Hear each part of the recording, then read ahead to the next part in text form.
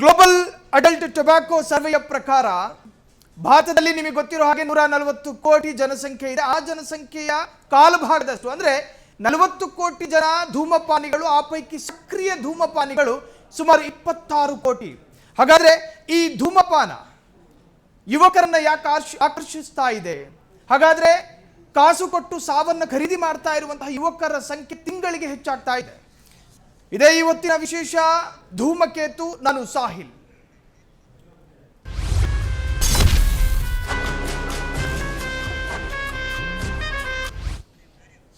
Cigarette ಸೇದುವುದು fashion ಅಲ್ಲ, ಬದಲಾಗಿ ಗುಲಾಮಗಿರಿ. ಇದೇ ವಿಚಾರದಲ್ಲಿ ಇವತ್ತು ವಿಸ್ತೃತ ಚರ್ಚೆ ನಡೆಯುತ್ತೆ. ಈ ಚರ್ಚಾ ಕಾರ್ಯಕ್ರಮಕ್ಕೆ ಅನೇಕ ಗಣ್ಯರು ಕೂಡ ಭಾಗಿಯಾಗಿದ್ದಾರೆ.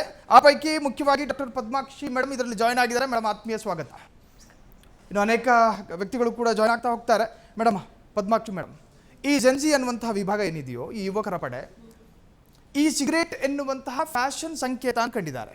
ಇದಕ್ಕೆ ಯಾಕೆ ಇಷ್ಟು ಪ್ರಮಾಣದಲ್ಲಿ ಆಕರ್ಷಿತರಾಗ್ತಿದ್ದಾರೆ ಅನ್ನೋದು. ಫಸ್ಟು ಯಾವುದೇ ಹ್ಯಾಬಿಟ್ ಏನಿದೆ ಕ್ಯೂರಿಯಾಸಿಟಿಲಿ ಶುರುವಾಗುತ್ತೆ.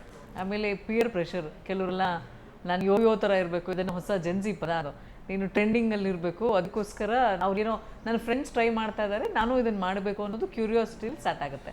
ಅದಾದ ನಂತರ ಅದು ನಿಧಾನವಾಗಿ ಅಡಿಕ್ಷನ್ ಆಗ್ತಾ ಹೋಗುತ್ತೆ.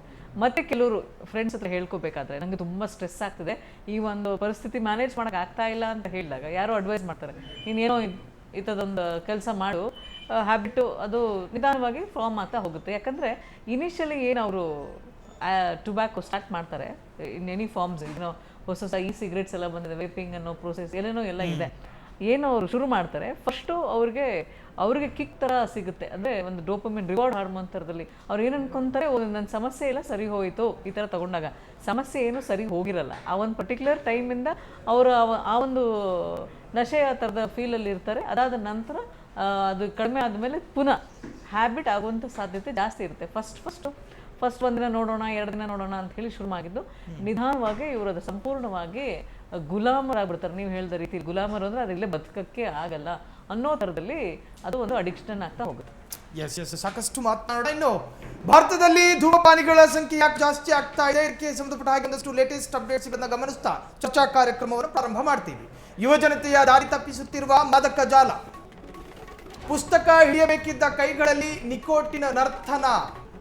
ಮಾದಕ ಮಾಯಾ ಜಾಲದಲ್ಲಿ ಕಮರುತ್ತಿದೆಯ ಭವಿಷ್ಯ. ಕಾಲೇಜು ಕ್ಯಾಂಪಸ್ಗಳಲ್ಲಿ ಹಬ್ಬುತ್ತಾ ಇದೆ ವಿಷಕಾರಿ ಹೊಗೆ. ಸ್ಮಾರ್ಟ್ ಫೋನ್ ಬಿಟ್ಟು ಸ್ಮೋಕ್ ಮೊರೆ ಹೋಗ್ತಿದ್ದಾರಾ ಈ ಭಾಗದ ಜೆನ್ಜಿ ಪಡೆ? ಮಕ್ಕಳ ಪೋಷಕರೇ, ನಿಮ್ಮ ಮಕ್ಕಳ ಬಗ್ಗೆ ಇರಲಿ ಎಚ್ಚರ. ಧೂಮಕೇತು ಬೆನ್ನು ಬಿದ್ದಿದ್ದೇಕೆ ಯುವ ಸಮುದಾಯ? ನಿಕೋಟಿನ ಜಾಲದಲ್ಲಿ ಹದಿಹರೆಯದ ಮಕ್ಕಳೇ ಹೆಚ್ಚು. ಹದಿಹರೆಯದ ವಯಸ್ಸಿಗೆ ಹತ್ತಿದ ನಿಕೋಟಿನ ಬೆಂಕಿ. ಸ್ಟೈಲ್ ಹೆಸರಿನಲ್ಲಿ ಸದ್ದಿಲ್ಲದೆ ಸಾಗುತ್ತಿದೆ ಪ್ರಾಣ ಪಕ್ಷಿ. ಹುಡುಗ ಹುಡುಗಿಯರ ಭವಿಷ್ಯಕ್ಕೆ ಹೊಗೆಯ ಕುತ್ತು. ವಿನಾಶದ ಹಾದಿಯಲ್ಲಿದ್ದ ನಾಳೆಯ ಪ್ರಜೆಗಳು. ಜೆನ್ಜಿಗಳ ಬಾಳಿಗೆ ನುಗ್ಗಿದ ಧೂಮಕೇತು. ಹದಿಹರೆಯಕ್ಕೆ ಹತ್ತಿದೆ ನಿಕೋಟಿನ್ ಬೆಂಕಿ. ಹುಡುಗ ಹುಡುಗಿಯರ ಭವಿಷ್ಯವೇ ಹೊಗೆ. ಪುಸ್ತಕ ಬಿಟ್ಟ ಬೆರಳುಗಳ ಮಧ್ಯೆ ನಶೆಯ ನಗ್ನ ನರ್ತನ. ನಶೆಯ ಅಮಲಿನಲ್ಲಿ ನಲುಗುತ್ತಿದೆಯ ಯುವ ಜನತೆ. ಪುಸ್ತಕದ ಬದಲು ಬೆರಳುಗಳ ಮಧ್ಯೆ ಡೆತ್ ಸ್ಟಿಕ್ ಇದೆಯಾ? ನಶೆಯ ಅಖಾಡವಾಗ್ತಿದೆಯಾ ಕಾಲೇಜು ಕ್ಯಾಂಪಸ್ಗಳು?